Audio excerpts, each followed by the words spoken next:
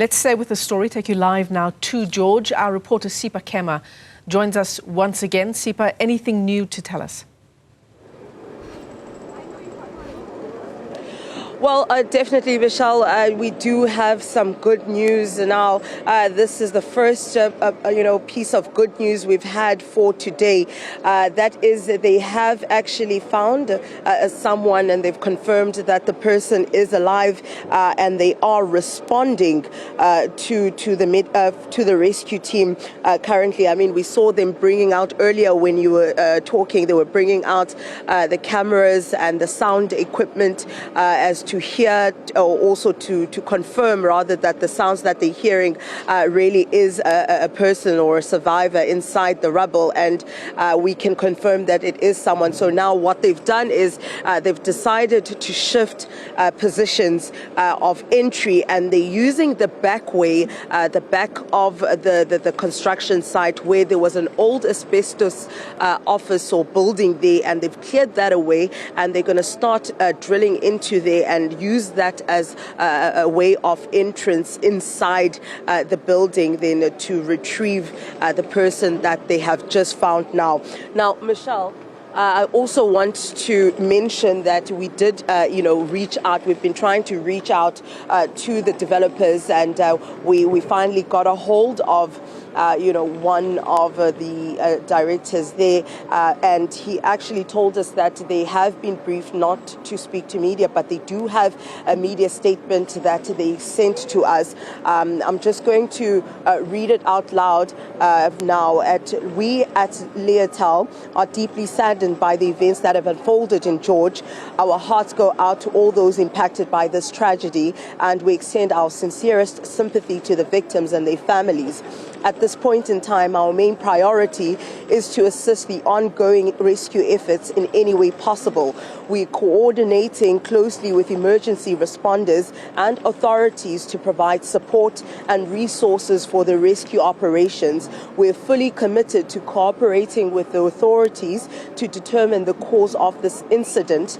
We will ensure that a thorough investigation is conducted to understand what led to the collapse. We are extremely grateful for the prompt response of the emergency services and the bravery of those involved in the rescue efforts. We will continue to offer our assistance and support to the community in this difficult time.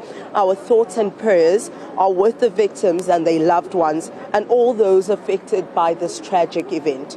That's the statement coming from the property developers, telling us, of course, that we did earlier on mention, Michelle, that we were informed that they actually have some workers and people from the company currently on site assisting, and they did confirm that that is correct. Since Monday, they've been on site assisting with the rescue efforts as well.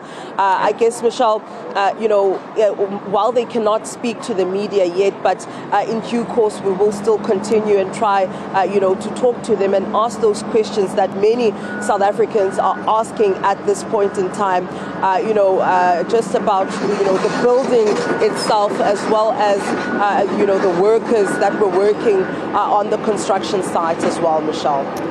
Yeah, absolutely, Sipha. Thanks very much indeed for that update. Before we let you go, Sipha, when will be the next official update we'll get from the province? The Premier, Alan Winde, he's been leading the updates over the past almost 48 hours, along with engineers and members of the rescue teams. When will we get another such update?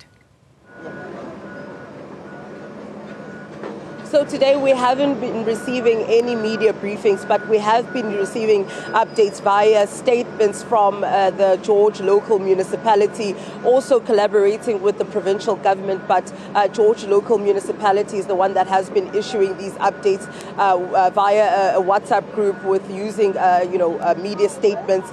They did tell us that at 3 p.m. they will have another update for us. But what we do know is nothing really has changed, Michelle, other than, of course, the new information that we've given you, that they have been able to actually find, a person, which is the first breakthrough that they've had today. As we mentioned earlier on, that today is going to be rather difficult for the team because it's all about strategy now, how they're also going to maneuver the slabs of concrete out of the way to start getting under to those survivors that are still trapped below, and especially at basement level. Now, I just want to also just give you just to decode some of the codes that we were given regarding the patients. So that is from today at 12 o'clock, 12:30, that was the last update that we had received. And we were given that 36 patients were retrieved. As we know that 7 have been confirmed dead, and also 16 are red patients. Red patients meaning they critical right now in hospital. 6 are yellow patients, meaning those are life-threatening injuries. And then of that 36, 7 are green, meaning minor injuries. And of course, a total of the 39 workers out of the 75 are still unaccounted for. Sipha Kema, live to us there on the scene in George. Thanks very much indeed for that update.